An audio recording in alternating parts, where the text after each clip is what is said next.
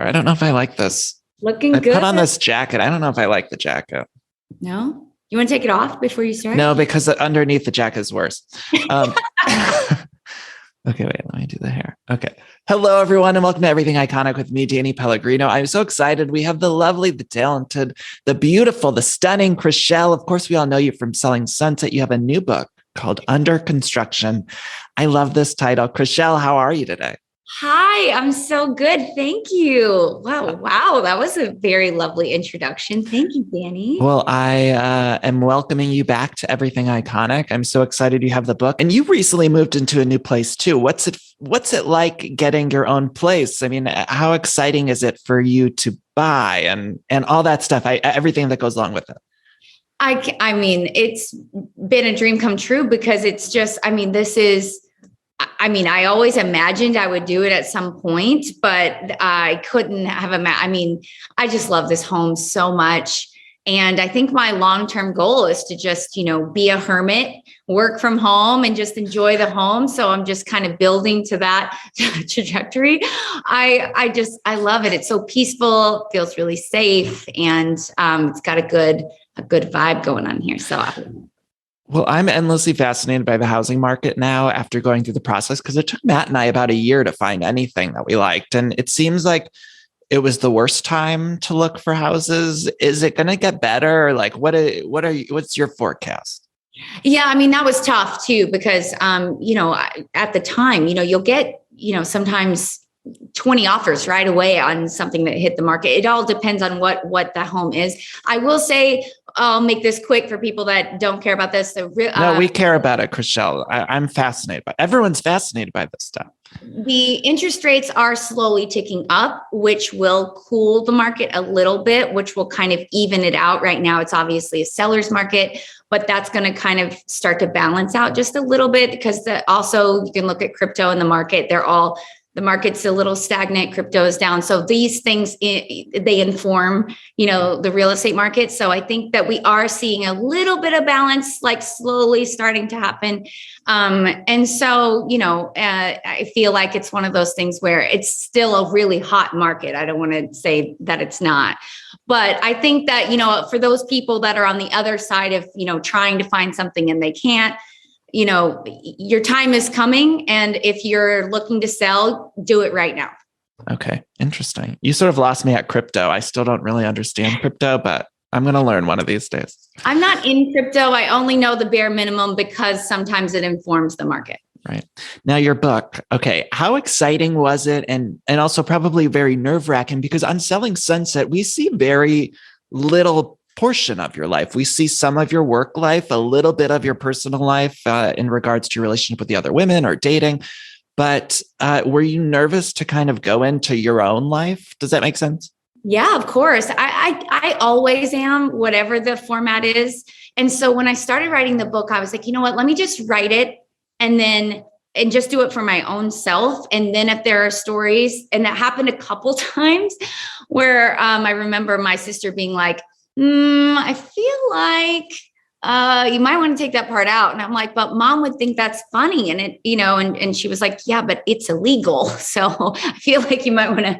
So every once in a while, there were a couple things that, even though it was nice for me to write down all these memories and things, then I had to go back through and be like, okay, wait a minute, but I really did feel like it was nice to open up, and it was nice to kind of give a bigger context to, the craziness that has been where I started, where I'm at, all the things that I'm so grateful for, but also, things that I think kind of form you and make you get to a place where even when you're completely down, you're not out, because you know how this goes. You've done it a few times, I'm fascinated by how Netflix, because I follow a lot of these reality shows. I have lots of reality people on here, but there's something different that happens with Netflix because it is worldwide, I think, where I see the reach you all have and how suddenly that reach expands. And I was kind of wondering what that transition was like when you realize, like, holy shit,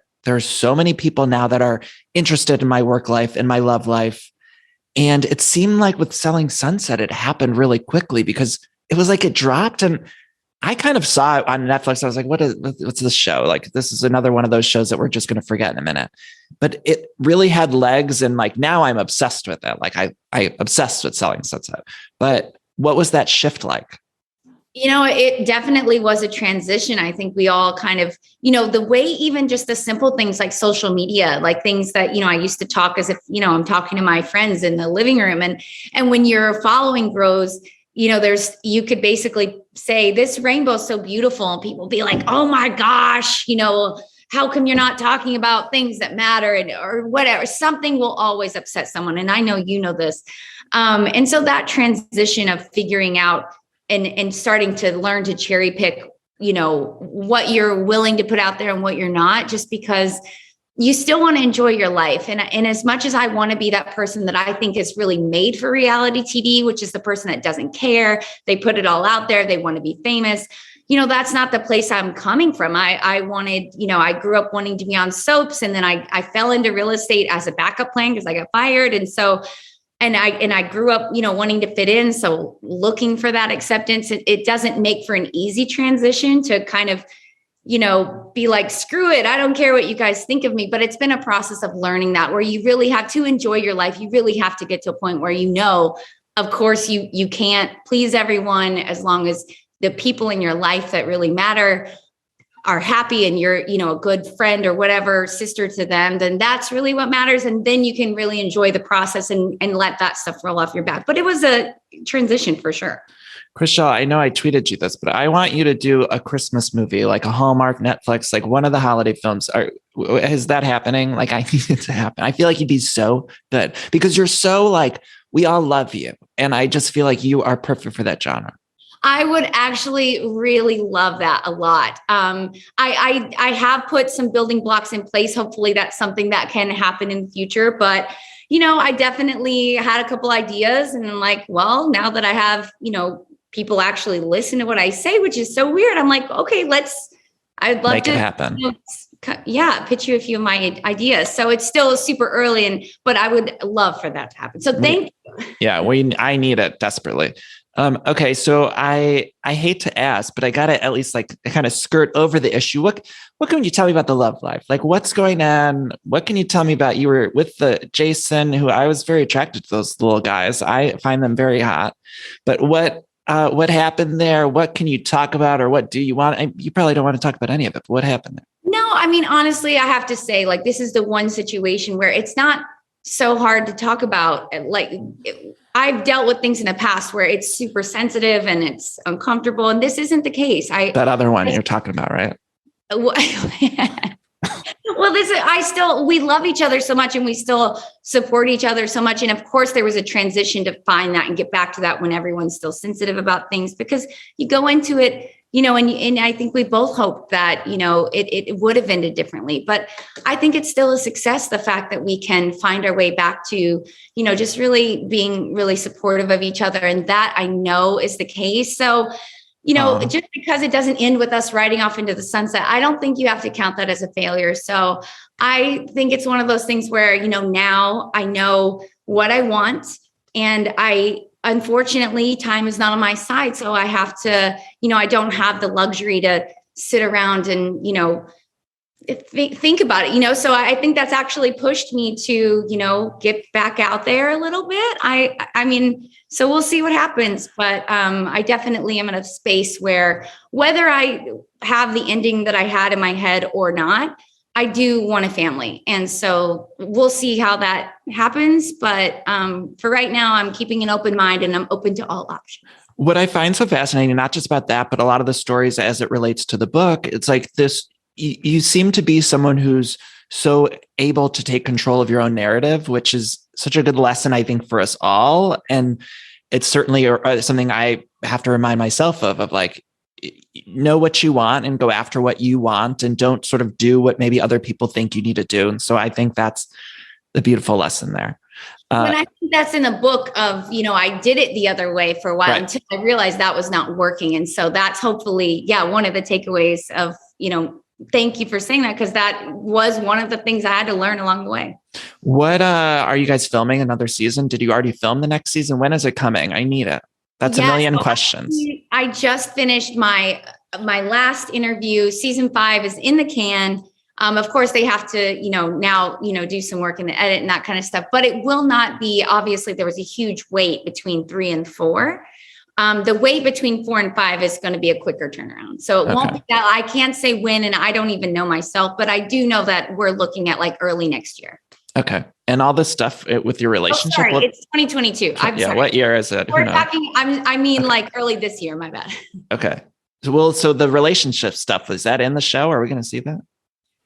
It is. Yeah. And I think it's going to be one of those things, it'll be bittersweet, but I think we've talked about this. I think, it's one of those things that we were saying we should watch it together. We live this process together, and, it will be a little hard to watch, but it will be better if we know, like, okay, let's, it's going to be out there for the world. Like, let's support each other through this. You have to put it out there for, I wouldn't be on the show and I wouldn't have all these things and these successes to be grateful for if I didn't have to be vulnerable with my life in a way. And so I'm hoping that people just see that, in the moment, this is what it was, and it changes, so. I love that. Chrishell, we're all just so rooting for you. I mean, after that one season with that other guy, we won't say his name. It's like Voldemort here, but he made me so mad. And I just was like, I just want the best for you. I certainly do. Whatever that means for you, that's what we want. Thanks. What's happening with the Christine of it all? Is she back for next season? Yeah, we actually filmed 4 and 5 back to back, and we just wrapped up. So yes, she's definitely a huge part of 5. You guys are going to get your whole fill and some answers to questions that were left at the end of 4. So you'll get a lot of closure. Yeah, because I think there's all these questions about like what was going on, and it seemed like I kind of thought she was going to go head the spinoff. Like that was my takeaway at the end of the season, was like, oh, Christine's going to go head that, because no one was getting along with her. The whole cast seemed to dislike this person. But so she's back. Interesting. I mean, I do think it's a situation where, if that opportunity presented itself, I'm sure she'd be the first person to be like, peace out, bitches, clearly. Yeah. But that being said, if that's not the case, I think everybody can agree at least on even if we can't get along, but this is a great show and a great opportunity. So try and focus on the things that we can agree on, which is the success of the show, and hopefully, be able to work through that, because at the end of the day, this is something that doesn't happen all the time. We definitely struck something special here. And I think it kind of gives us a motivation to like, okay, let's maybe try and figure this out a little bit. It's the best show ever, Chrishell. I love it. But was there a part of the story that we were missing with Christine last season? Like something that was going on sort of behind? Because it was confusing, I think, to the viewer a little bit of like, why does everyone hate each other so much? And I think I know the answer to this, but what was it? Yeah, so I think the concept of the show, they really wanted to just show us as realtors. And so they wanted to lean away from anything that we have now become, these personalities outside of the show. They don't want to talk about that.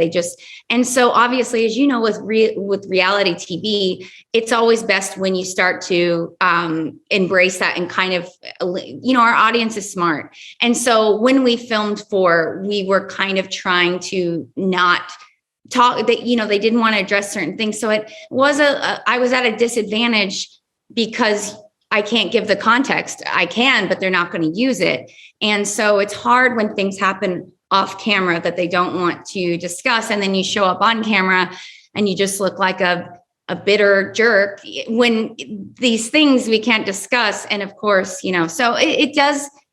I would appreciate if, I think the show, the more real, the better. But I'm not in charge of those calls. I don't know how to, but yes, there was some context that was left out as far as, we go away, we do press, we have these lives sometimes when we're not filming and things happen behind the scenes. And so that's what had happened in my case, the riff with Christine and I, and it ended up being something that the show didn't want to cover because of, the implications and all of how it could then make it even worse. And I think the show wants to, keep itself in a position of they don't want people to just get into a place where then they quit, because, so I think it's a balance of keeping everybody happy and, is there a chance that the two of you could become like a dynamic duo, or is that ship sailed? I do believe that ship has sailed, but I would be open to, if everyone agreed to play fair and play by, regular rules, then I would be open to, because I think the viewers, I don't like to watch, there were certain parts of the season, it was too stressful. It gave me too much anxiety. And even if I wasn't me as a viewer, I feel like I would feel that way. So I think it would be nice if we could somehow come to a place where, we could, in a funny way or in a at least lighthearted way, get back to where we can at least integrate a little better. That would be nice. With The Hills, which I know your creator was the same creator of The Hills. And I remember at the end there with Heidi and Elsie, it's like, we wanted them to just make up and even regardless of whose side you're on, you're like, oh, I just kind of want them to do one scene where they just come together. And I think they did one or two, but I don't know. That's my hope and dream. Even though I'm firmly on Team Chrishell, that. I love you. Well, I will say, so we filmed 4 and 5 back to back. So there wasn't that break where you kind of get to breathe and you kind of get to see how people handle, press in different situations. So it is always, and my hope is, if we come back and do this all over again, that everybody's had some time to decompress. So I can't promise that,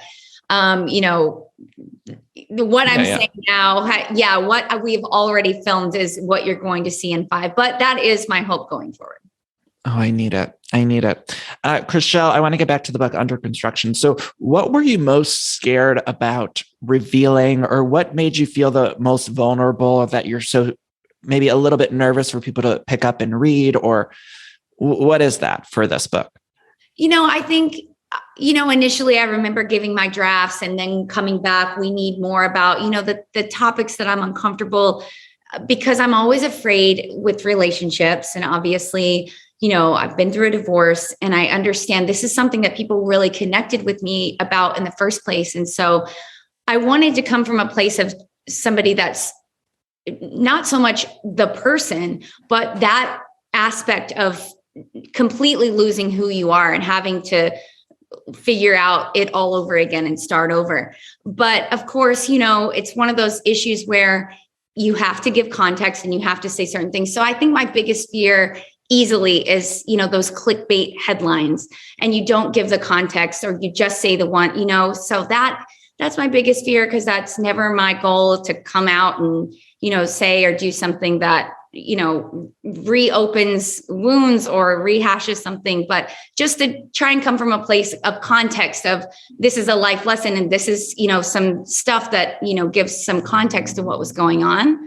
But of course, it is the nature of the beast that, of course, you're going to get those clickbait things. I hate that part.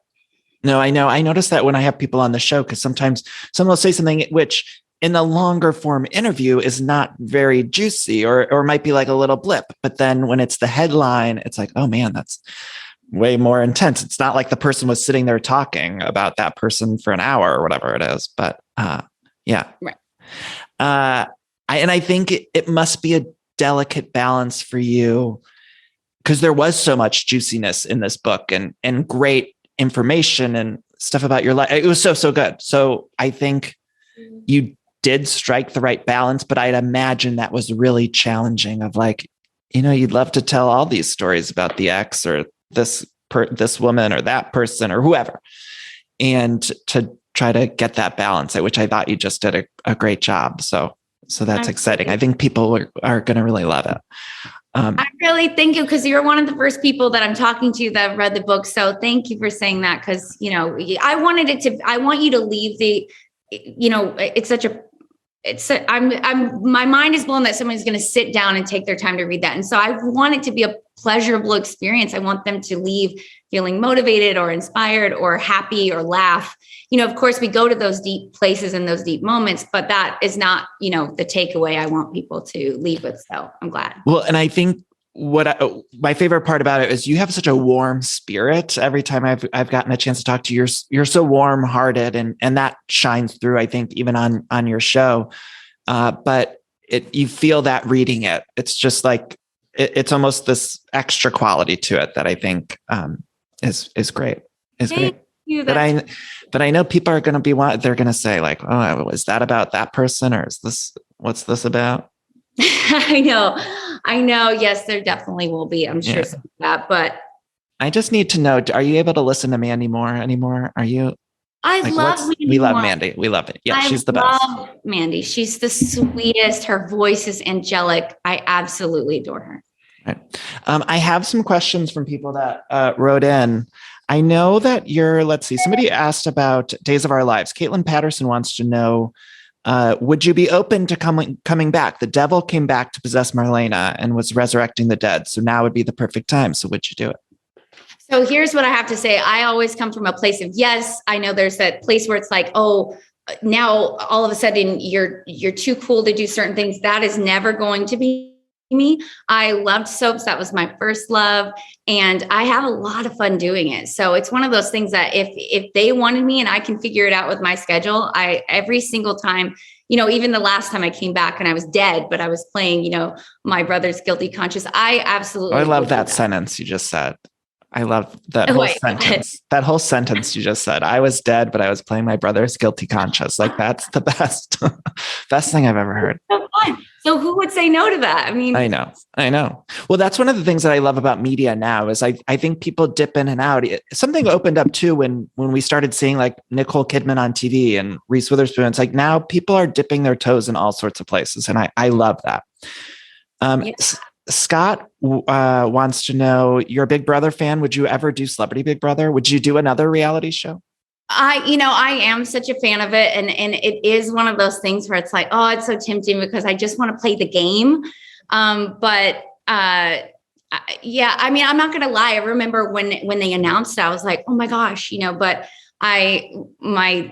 they did. The first time I remember having that conversation with, they asked if that's something I wanted to do. This time, they told me it wouldn't be a good idea because we have too much stuff scheduling wise going on. And you have to the one thing that I wouldn't love is you have to share a bathroom with everyone. Yeah, I don't like that. That would be weird. But the game itself, honestly, if we were in an alternate universe, I would love to. I did Netflix reality games.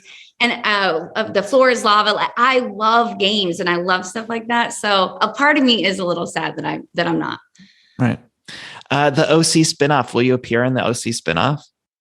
I actually won't. They're filming it now. But you know how it goes. I'm not. I have a lot of work to do. So if they wanted to, sign a check, I'll be there. But they were just like, no, come on over, and so. Oh, so they wanted you to do it for free. Wait, Chrishell. Wait, what? Well, there's of course we could interact and be part of it if we, there are events that are happening. But I just think this is part of what I address in the book, where I used to be in a place where I'm just happy to be there. And then you have to get to a place where, okay, you have to get over that poor mindset where it's like, okay, no, I need to be, you have to be paid as well and happy to be there. So I'm not saying anything about that, but it's a separate show. But it's all work and people need to know that if you're being expected to work, then you also should be compensated for work. It's a thing that I think in the entertainment industry, I noticed this a lot too, where it's like, you're kind of just because you're so happy to be in certain places that you are expected to just say yes to anything. And then it's a lot of time and money or a lot of time and commitment for no money. And it's not okay. That's not okay. So there will be some people that are crossing over but I don't have a listing that would have organically brought me there. I would have put time and effort into building that if we were going to do something, but no. Right. Amanda Lynn wants to know, there are some articles that are saying like, oh, Chrishell was the real bully of the season, which I do not believe is true.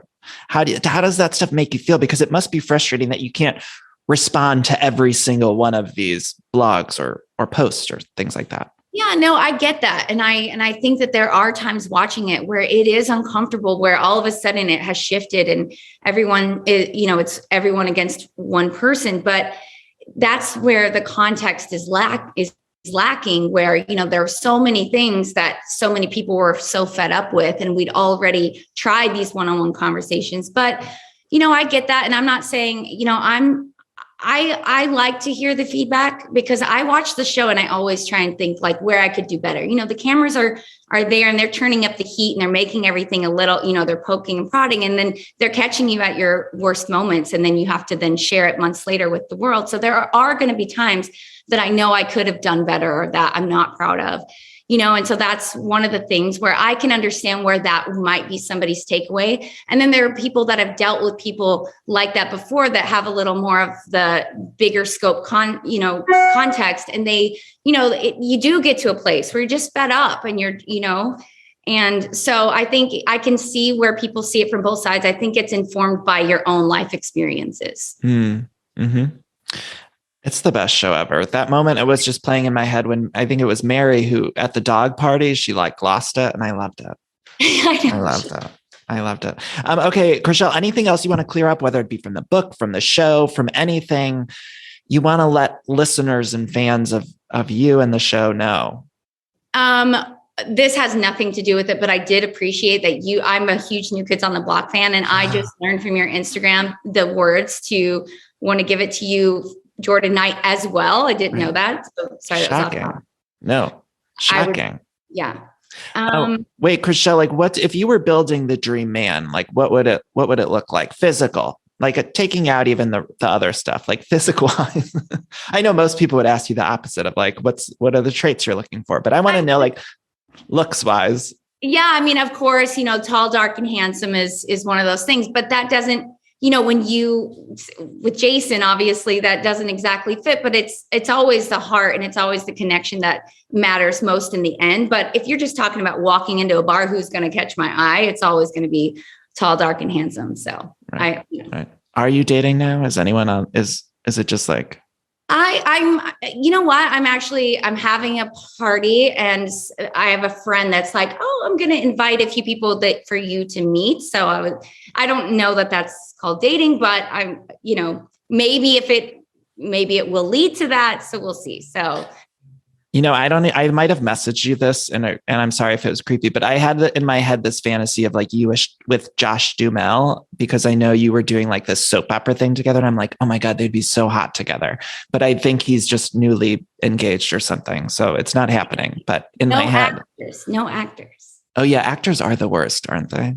Yeah. You can. I'm looking for someone outside of entertainment if possible. It's hard because I live in Los Angeles and these are the people I end up meeting, but that would be ideal. No, actors are the worst. I agree. Chrishell, I love you so much. We need everyone to pick up Under Construction. To me, also, by the way, it's coming out right before Valentine's Day. And I just feel like it's a great February read. It's so much fun, but you learn a lot. There's so much heart and your warm spirit shines through. So I want everyone to pick up Under Construction. Look how great she looks on the cover. Chrishell, thank you so much for taking the time. Danny, thank you so much. You are the best. Okay. I love you, Chrishell. Thank you so much. Bye. Bye.